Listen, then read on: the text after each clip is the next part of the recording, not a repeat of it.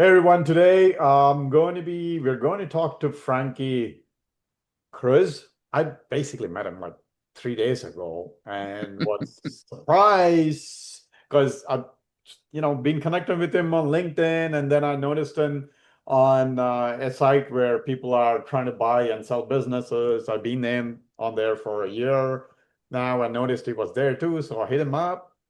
And then I discover like a surprise, like, whoa, okay, this person is very interesting. So what I'm talking about is Frankie I forgot to ask Frankie, but you were born blind, right? That is correct. Okay, so with that, right, he created his own businesses, especially fitness coaching online. And now he's into, buying businesses or buying, selling businesses, buying and growing them and selling, I guess, mergers and acquisitions, essentially. But we'll get into it because the biggest thing I wanted to learn from him was his journey, because I think that's inspiring where he is and how he thinks, because there are things we talked about and, his knowledge into things where without being educated, he's self-educated. So, which is even more impressive. Anyway, I'm going long, but Frankie, could you kind of go through your journey from, I guess, maybe, I don't know, childhood to where you are now, how you became a business owner, and then now looking to buy businesses? Yeah, sure. I had a pretty simple childhood. It's simple in terms of, because I was born legally blind. There were a lot of things I was told I shouldn't do. Very understandably so. But I was always the sort of kid where I was like, I'm told I can't do something. I want to figure out how I can do it. This extends to a lot of like athletic type stuff. Mhm. Like growing up, I was a huge fan of boxing, and I actually wanted to become a boxer. Oh, Of course, very quickly, they said, "Hey, get cleared from a doctor, and maybe." And I went to my eye doctor and said, "Absolutely not. Like, we're never going to sign off on this." And I went, "No, no, no. See, it'll be fine. I just won't get head." They said, yeah, BS to that. So that was the end of that. But that was maybe the first like little hint, like, I'll end up somewhere in fitness at some point. But from there, it was that was a pretty depressing moment though, and I really didn't know what I wanted to do. And being born in a kind of like low income family, there weren't a lot of opportunities for me. Mm. Especially because like I didn't go to college because I just can't afford it, Mhm. just straight up. Mhm. So, and it's really hard to get a job when you're disabled, like Mhm. really, really hard. Because even though, there's, the Americans with Disabilities Act, even with that, there Mhm. are a lot of barriers, especially for someone like me, where they look at me and they say, well, you are like debilitatingly disabled. How can we ever employ you? Mm. After a while, through all that, I ended up, admittedly, I became obese. I became like really huge, and I wanted to smoke. And I said, no, I want to change this. Like, I don't know what my future is gonna be, but I know it can't be this. Mhm. So I lost a lot of weight, and Mhm. as I lost weight, suddenly a lot of people were asking me like, hey, like, how are you doing that? Mhm. And I said, well, I don't want to go ahead and give you any, advice that could be misleading because what's working for me might not work for you, and I don't claim to be an expert. But they Mhm. kept asking me, so I said, okay, fine, I'll go get a certification, and then I'll go ahead and do it. Mhm. So I went ahead and I got multiple certifications for, physical training, and then also for nutrition, and then for behavior, because I quickly learned or with myself that having, instilling your behaviors and your habits is the hardest part about any journey. Mhm. Because you can tell yourself, I'm going to do anything, right? It's like, I mean, think about how many people will say, starting at the beginning of this year, I'm going to do X, Y, Z. And then they miss like 2 days and they go, forget the whole thing. Mhm. Mhm. So from there, obviously, very quickly though, when I started to teach people, I was like, all right, great. I can go and help them with their habits and their behaviors, but it's kind of hard because I can't like drive, so I can't just travel to people or even like drive to gyms further out to meet people there. Mhm. So I had to figure, okay, well, how can I go ahead and do this all from my bedroom? Mhm. And I figured out, all right, great. You know what? I can make an app. And if I make an app, this will let me go ahead and track the things that are important to these people that I'm working with, which would be things like, hey, did you drink enough water today? Did you actually do, the exercise routine that I gave you today? Are you eating the food that you said you were going to eat today? And that I found was actually a lot more helpful than me going ahead and saying, standing there and saying, hey, do XYZ exercise, go ahead and, correct your form here and there. And while those are really important and there's a huge place for that, it was a lot more effective for the sort of people that I was seeing where they were like, okay, this is way more helpful if, I have like an app and then also a person I can check in with like once a week saying, hey, like I noticed your progress. What are you struggling with? Why aren't you doing XYZ instead of ABC? And from that, it was really just purely like referral that I got all my business from. Mm. And eventually, then COVID came around, and then it was like, then suddenly, throughout my whole journey, like I was just networking like crazy. That was like the number one thing I wanted to do because when I first got into business, the one thing I knew was I didn't know anything. So I literally was just messaging random people on LinkedIn, being like, "Hey, I don't know anything. Would you please teach me some things?" So through all that, I happened, one of the people I happened to meet was someone who owned their own investment bank, and so when I had sold my app, they said, "Hey, Fred, you're a smart guy. You're gonna come work for me now." And I went, "All right, I'll come work for you now." So from there, I oversaw some deals. I got to meet, a lot of interesting people that way. But after a while, and overlooking so many financials, and granted, I'm a weirdo. I'm a deal junkie, as I like to call it. I love looking at like financials, and I love financial modeling. But there's always so much of that I can do where it gets to the point where I don't feel productive, and I'm a workaholic. I love to feel productive. So eventually, I said I want to get back into business ownership. But it's quickly though, you learn, you realize, looking back in hindsight, wow, that was just kind of a spur of the moment type deal. Like, I mean, yeah, like I worked hard during that time, but it wasn't like, hey, it was just luck. It was just luck that I happened to know the right people to get started. So I realized, hey, it's going to be really hard to start a new business again. So wait, okay, well, people buy businesses all the time, obviously. So why don't I just go buy a business? And then one thing led to another, and I developed my whole investment thesis. And then before I knew, I was like, all right, great. Here's my whole plan is I want to go buy a whole bunch of gems and get a whole bunch of multiple arbitrage and then exit. Awesome.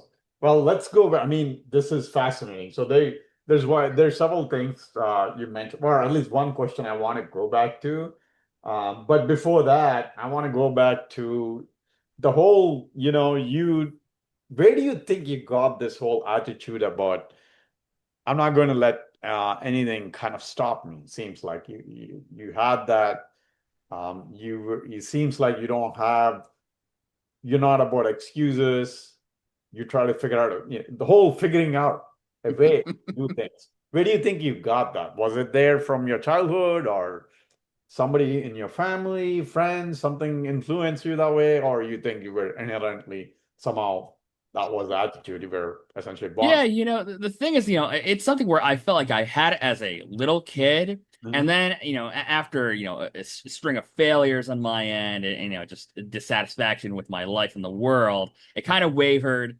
And then I just thought, then I just, and I don't know, I can't tell you why it happened. Just one day I just decided, you know what? No, I want to go back to, being like I was when I was a kid and just saying, I'm gonna go do XYZ. And again, I didn't really know what was gonna happen. I just thought, well, I want to make a better future.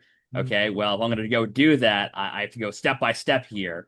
And first step was personal development. And granted, it's like I'm not gonna pay any money to go any like crazy like seminars or anything, right? So a lot of it was just like I did a lot of reading because that is the one thing that I have always had is I've always been super curious and I've always wanted to learn as much as I physically can. So that is maybe the one thing I think that helped me the most was just staying curious and just constantly reading everything I can. And also, but then even beyond that was also my ability to critically think, and quickly, surmise, oh, yeah, there's a lot of like, videos, online that you can go ahead and watch for this sort of stuff also, but then you have to, really slice what's the actual useful information and what's just out there to try to sell you on a course or something. Got you. Awesome. Well, that so the other question I wanted to ask that you kind of pointed out is about behavior, that you figured out that behavior is the most important thing, habits, than telling people something or them giving them a regimen. So how did you focus on that? Or when did you realize that, I guess, that part first? Was it through reading books and all that stuff, or you noticed with your own self? How did you come about that? Yeah, I noticed it with myself first. And then and then when you talk to other people when they want to go through something like a physical transformation, Mhm. you really have to dig deep with them. Be like, okay, why do you want to do this? Mm, Because a lot of, it'll turn out for a lot of people, it's about, they don't feel good about themselves. It's not necessarily like, oh, I want to go ahead and, get a personal trainer because I want to lose the weight my doctor told me to, because they can just go to, any old gym and just hop on the treadmill and do that. When they go to, when they went to someone like me, it was something more specific, something deeper set in them. And mm, so for that, it had to be a lot of psychology because I mm, had to understand what what they want to do and what they were willing to do. And I mm, had to explain to them, hey, here are the trade backs, right? Because they could say, yeah, like I want to go ahead and be like 2% body fat. And I have to be like, I don't think you really want that. And they'd be like, what do you mean? Of course I want that. I go, no, because if you do that, do you understand what your life will actually be like? You will literally be counting every single calorie of every single day, depriving yourself of so much water and just the spice of life that most people, it's like a neuropathy. That's like they would be driven insane by going through something like that. And once I went to detail, to be like, okay, yeah, I know, maybe you're right. Maybe I don't want that. Maybe I just want to be like something a little bit more reasonable. mhm, And so what do you learn? Okay, so it's all about, you know, helping them figure out what they want to do mhm, and then helping them say, all right, great. Well, here's your plan to get there, mhm. and say, well, what do you actually enjoy? Because the best exercise routine is the one they can stick with. Gotcha. So, because I'm not going to say, all right, great, go just do X, Y, Z, because anyone can go ahead and tell them to do that. That doesn't mean they're actually going to go to it. Right. Because like if they said, hey, like I really enjoy like running, I say, all right, great, we're going to design this whole entire routine around you running as much as possible. Mhm, Or if they're like, well, I don't, they're like, I hate cardio. Like, all right, great. Well, we're not going to really focus that much in cardio. Then we're going to have you focus on like lifting heavy weights as much as possible, or whatever, right? mhm. Gotcha. And when you do that, it's like it's amazing. You're like, yeah, like I love what I'm doing now.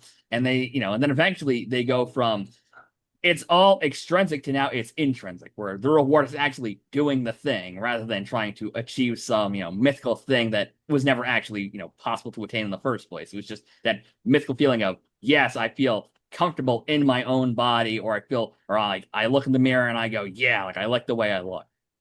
Gotcha. That's a great point you make, Frankie, because I've said that to other people too. The I am is very important. Basically, in other words, you were saying that they become that identity of, okay, I'm a weightlifter, I'm a whatever, runner, Exactly. eater, whatever, and then that essentially then they don't need motivation. They just are that person. So that's why they're maintaining that. That's a great point. And also your I really like that point where you dug into them and figured out. And is that the way you built the app too? Like helping people figure out what they like best and then follow that path?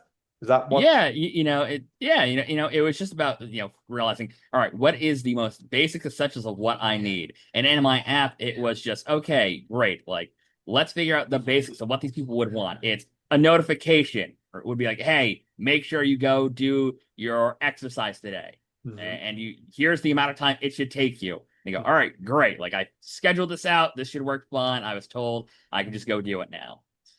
Gotcha. And if they then could check in, they could say, hey, like I check in, great. They could display it on their calendar, like, hey, you see all the little green check marks on it.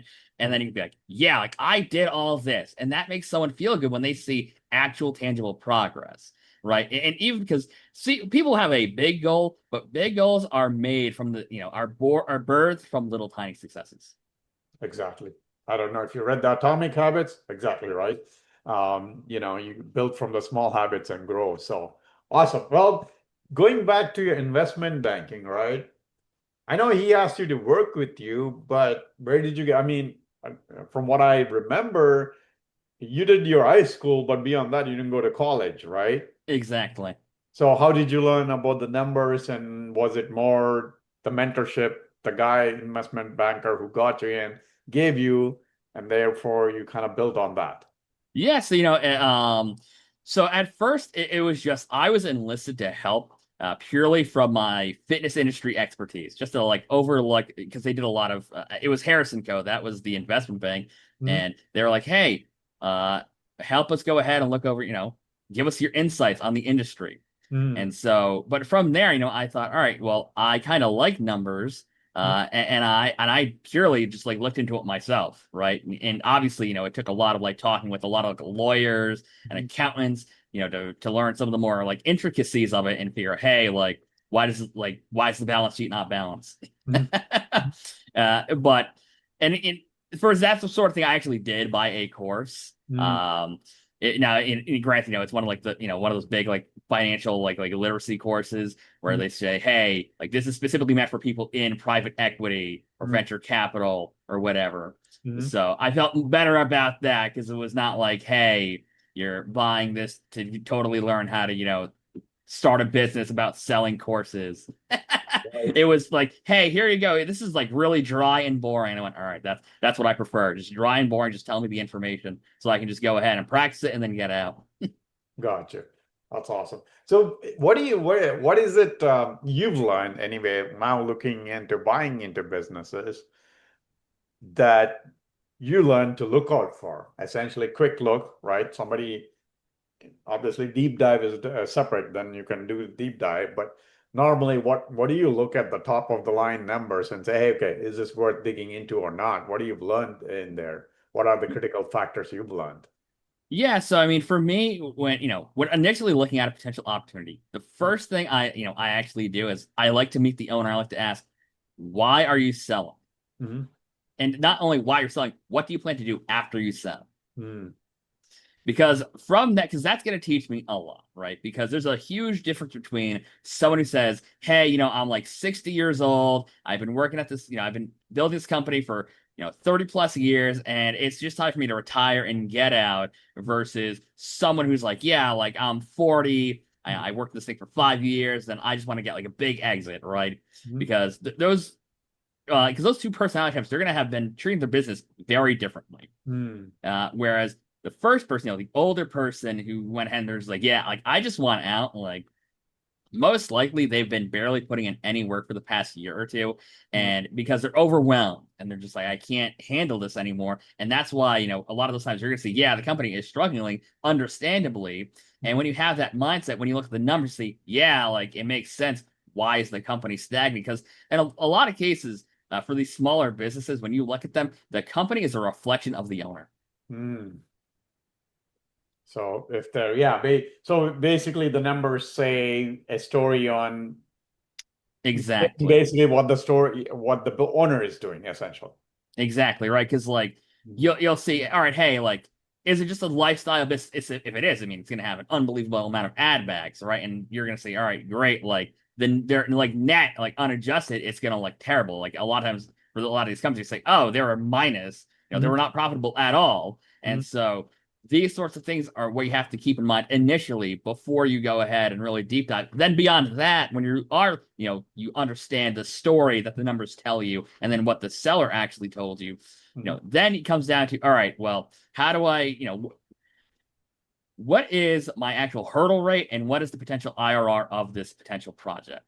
Mhm. Because I am a huge believer in you have to have a hurdle rate, yeah, right? You have to have some sort of Mhm. benchmark that you compare every project to. Mhm.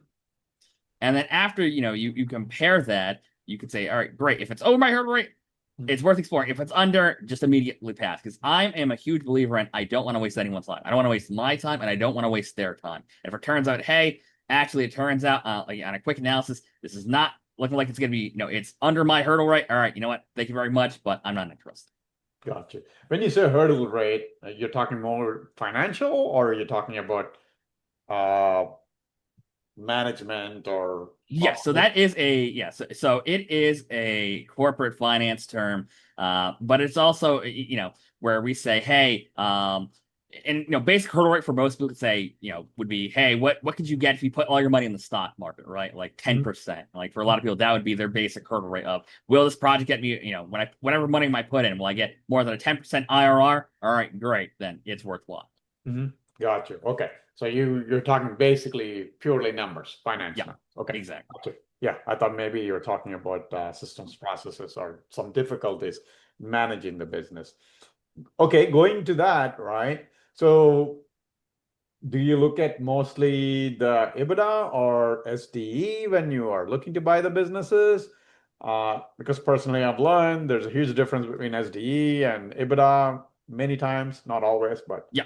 many times. So what do you normally go for? Mainly look at, because you talked about the chargebacks and all that stuff, which kind of cuts into the Yeah. EBITDA or well, the SDE amount, right? That's where you can increase, right? So anyway, kind of, I guess, go through a little bit of your thinking process there. How do you look at it when you look at some of the expenses put on the business, the owner's expenses versus actual profit?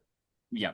Yeah. So that's a great question. And it might be a little bit of a cop out answer, but it really just depends on the exact situation. Now, coming from, in like an investment banking world, Mhm. and like private equity, you would typically just look at EBITDA. You would say SDE, whatever. Mhm. EBITDA is all that matters. Right. But it really just does depend, and obviously when it comes to these much smaller deals, SDE, starts, it starts to outweigh be able to look at EBITDA, right? Because like when you go ahead and you look at these huge companies, they're no longer run like a small business where the owners are just doing whatever with it. They're operating under the assumption that they're going to go ahead and be under the eye of a PE firm or whatever, or what is their potential exit.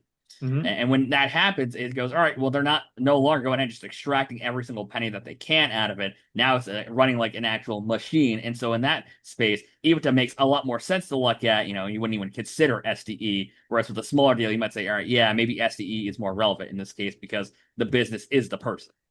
Gotcha. Okay. Cool.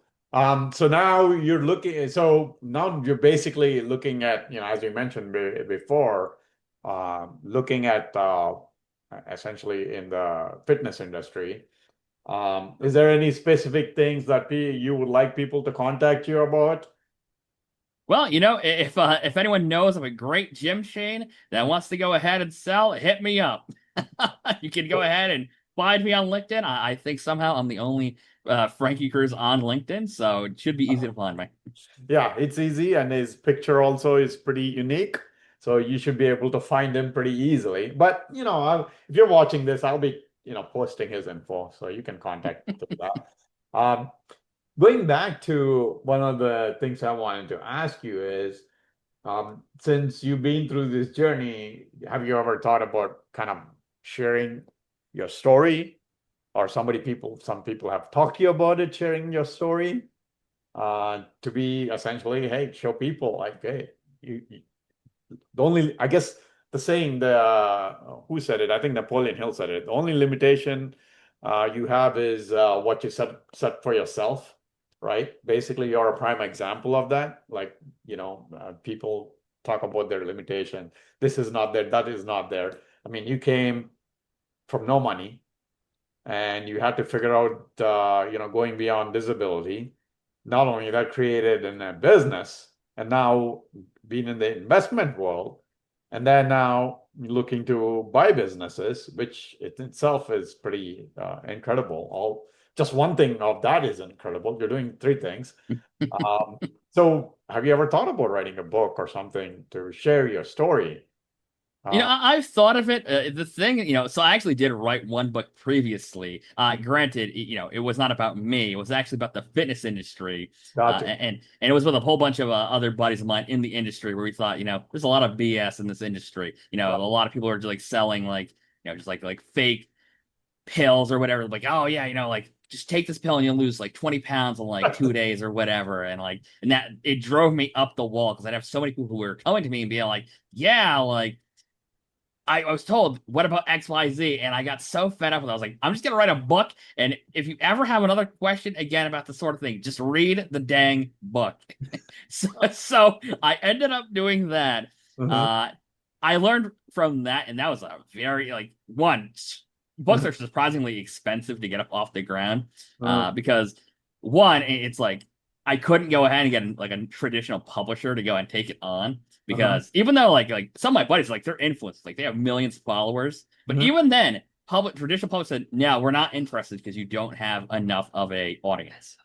So we Okay. had to go ahead and independently publish it. Uh-huh. That ended up being expensive. And then what you also quickly learn is marketing books is extremely difficult. Like we spent so much money in advertising and we sold almost nothing.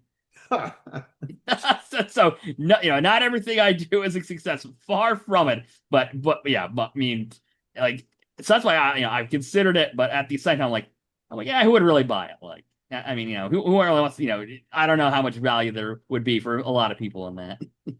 That is, yeah, that's a, a point. Most people, I mean, yeah, because I've been approached by people asking me to write a book about things, personal development, spirituality, all that stuff. When I talk to people, and I'm always said the same thing, like, who the heck cares if I write a book? Who's going to read it? But then I realize now, like, oh, I don't care if anybody reads it. Maybe I'll just write it and just give it out free. But Yep. yeah, the publishing and all, oh man, that's expensive. I'm with you, man. That's I found resources where you can publish, self-publish with minimal. Now, anybody going to buy it? Probably no. Who cares? But then my point is, I don't care. I'll just give it out to free, whoever like talks to me, kind of. So that's kind of what I was thinking you probably should think about, but that's a separate conversation we can have, I guess. I was just curious if you thought about it. Yeah, and something I also find, is a lot of these like personal development books and a lot of these business books, especially the ones that like are like, yeah, just like read this if you want to grow your business by like 10x. Uh-huh. What at the end of the day, a lot of them do is, to me at least, just my own perspective, I find them to be a lot of time wasters, right? Because they're telling you a lot of reinforcing the same old ideas you already knew, and Uh-huh. it just ends up being a lot of paralysis by analysis, where they make you feel like you're doing something by reading it, whereas opposed to you would actually do something if you just went out and did the thing. Right. Yeah, and that's a very true point. And also, it's also true that most people, first of all, read but barely finish books. And out of that, I think 95% or something like that don't finish a book. Or 10% only finish a book. And out of the 10%, maybe 1% of that might actually do something out of the book, which is the main point. If you don't do anything out of the book, then it's a waste of time. So yeah, I agree with that. All right. Let's go to the, last question I wanted to ask. So all through the journey you had so far, what are the biggest lessons you learned? We'll go to the last three questions, we talked about, we'll go to that.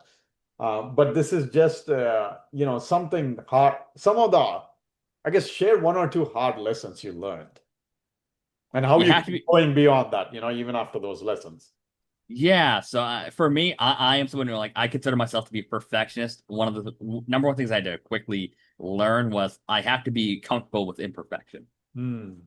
Because you can do something over and over and over again. You'll be like, no, no, no. See, this time it'll be perfect. But then by the time you're done with that and you think it's perfect, so much time has already passed by. What you thought would be relevant at the time is suddenly no longer relevant.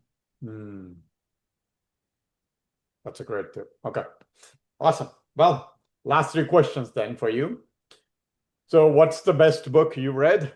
Despite you might not, I mean, I'm assuming the best book you read obviously inspired you and made you do something. So, let's go with that. What's the best book you read that you recommend anybody else to read? Yeah, so for me, probably the best business book I've ever read was it's a book called Outsiders: Eight Unconventional CEOs. Oh, That's a great business book.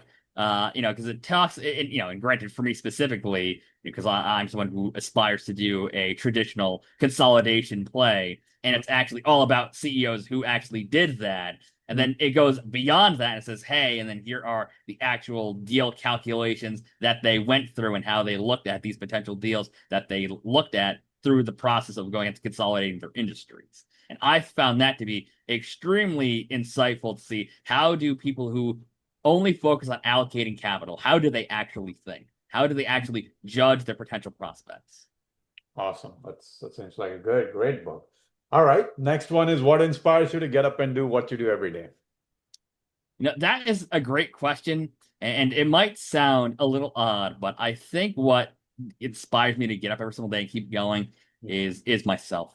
Mm. It is the constant desire to say, "Hey, I have a plan. I believe in my own plan. Ergo, I'm excited to go ahead and the next day wake up and keep pushing on my own plan." Because Mm. I feel like if I wasn't excited by what I was doing, I feel like Mm. that'd be really hard to keep getting up and keep wanting to do it. Awesome. Actually, that itself probably includes the tip, but I'll ask anyway. But what's the one tip you can share that has helped you that can help others?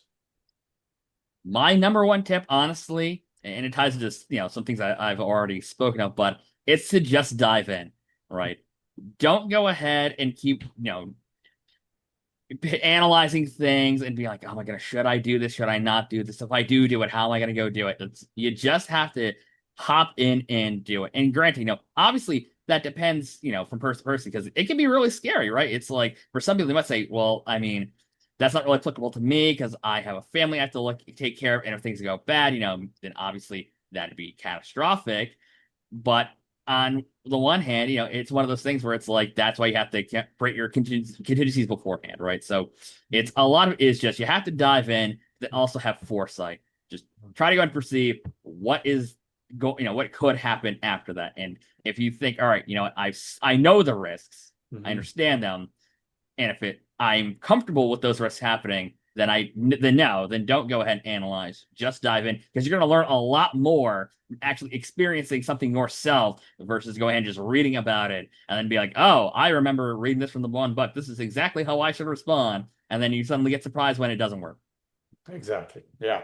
That's a great point because, there used to be a time when I was an analyzer and then I went to extreme opposite on jumping into things pretty quickly. I also learned lesson through that. Like, okay, maybe I shouldn't jump too quickly, maybe evaluate the risk, that like losing all of the money that you invested in. That's number one rule, right? Rule number one, Warren Buffett is don't lose the principal, right? As long as you're not, that's fine. If you don't make money, that's fine. But anyway, awesome. So this is an extra question. What didn't I ask that people should know about you that you would like to share? That is a fantastic question. That's a question I actually like to ask people, and they're always surprised. And I never expected anyone to actually turn that on me. um, hmm.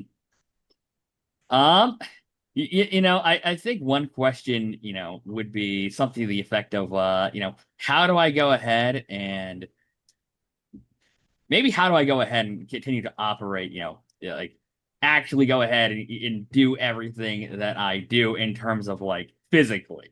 Hmm. Because I feel like the actual reality is a little mundane, admittedly, where it's like, oh, I just go ahead and because I always find it really interesting to think about, at least for me, because I was born legally blind, I literally do not understand or comprehend what 20/20 vision is like. Right. Ergo, my sense of normal eyesight is myself.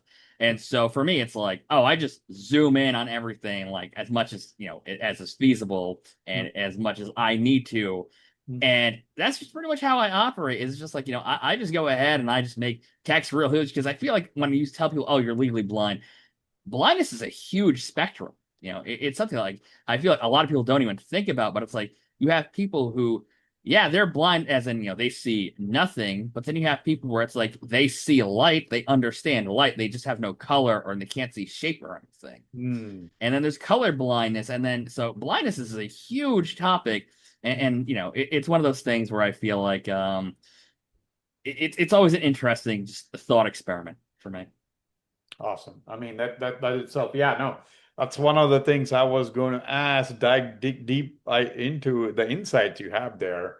But anyway, I wasn't sure where to go because you shared a lot, like how you overcame stuff. So that's why I wanted to make sure I asked something that you can share that I didn't ask.